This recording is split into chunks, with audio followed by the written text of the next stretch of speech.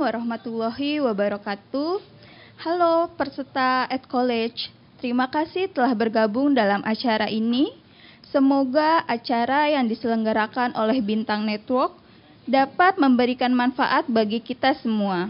Program virtual kelas hari ini bertemakan media periklanan di masa pandemi, yang akan dibawakan langsung oleh Bapak Dr. Andes Ekonomi UGA Rituan.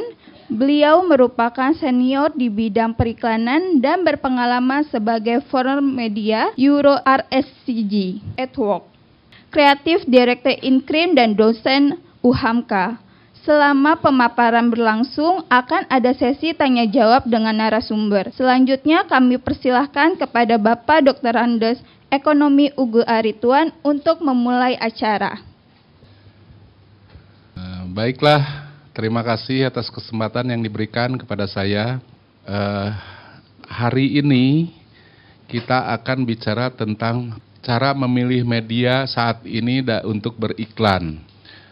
Perubahan-perubahan ini terkait dengan kebiasaan orang dalam mengkonsumsi media, kemudian kebiasaan-kebiasaan sikap-sikap dalam mengapresiasi media. Kemudian juga masalah teknologi yang berkembang terus.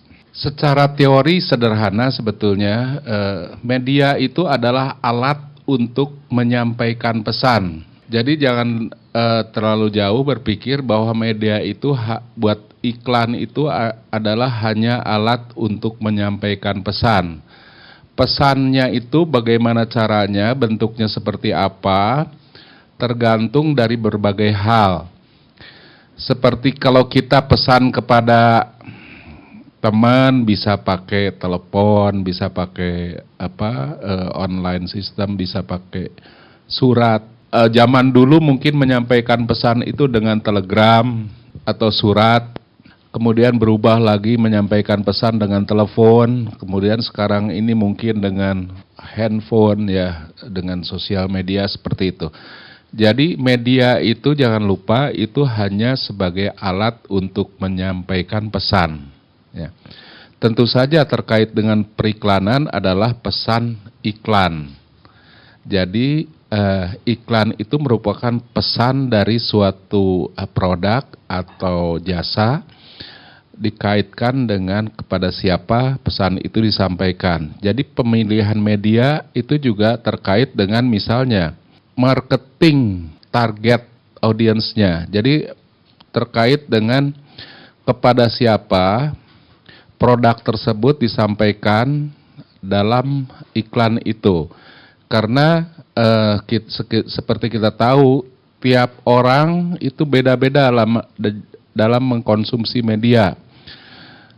Jadi sangat tergantung kepada siapa dulu pesan itu disampaikan, baru pemilihan medianya yang mana, istilahnya coverage. Jadi misalkan kita akan berjualan di Lampung misalkan, carilah secara coverage media mana yang bisa mengcover seluruh target di Lampung tersebut. Nah, itu juga terkait dengan jenis target market, seperti untuk perempuan atau laki-laki itu akan berbeda-beda. Karena masing-masing juga dalam mengkonsumsi media itu berbeda-beda. Zaman sekarang memang ada perubahan karena teknologi, jadi ada perubahan juga misalnya melakukan pesan melalui online atau digital media. Itu nanti kita bicarakan lebih lanjut. Tapi basicnya adalah pesan itu harus nyampe kepada si target marketnya. Sehingga pemilihan media juga terkait hal tersebut. Kemudian juga ada istilahnya creative approach. Pendekatan kreatifnya seperti apa? Itu terkait dari jenis pesan seperti apa. Jadi misalkan, ginilah, kita mengiklankan suatu produk baru yang belum pernah ada, belum pernah terlihat sama si target market kita, tentu saja harus ditunjukkan produknya seperti apa, kemudian juga bisa diketahui nama, manfaat-manfaat lainnya, kadang-kadang sampai bahannya apa ya, ingredientsnya apa itu disampaikan agar orang mengenal produk baru yang kita iklankan tersebut.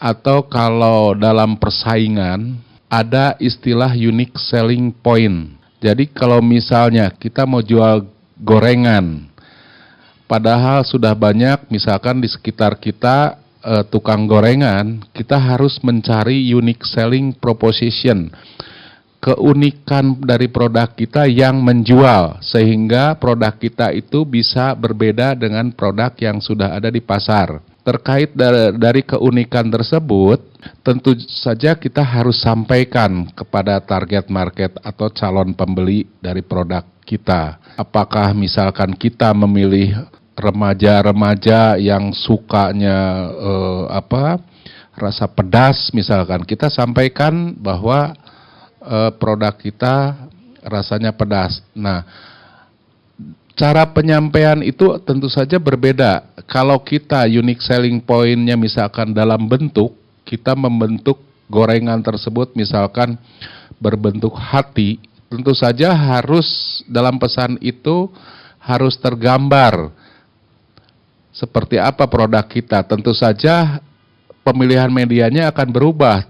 Kita harus mencari media yang bisa menampilkan gambar, ya.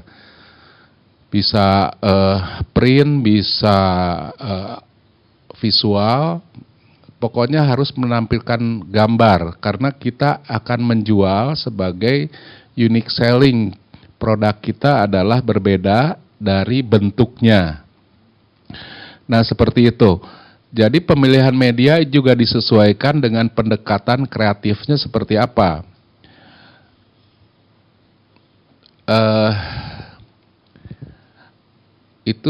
Nah, dengan adanya sosial media sekarang atau digital media, itu perubahan-perubahan itu makin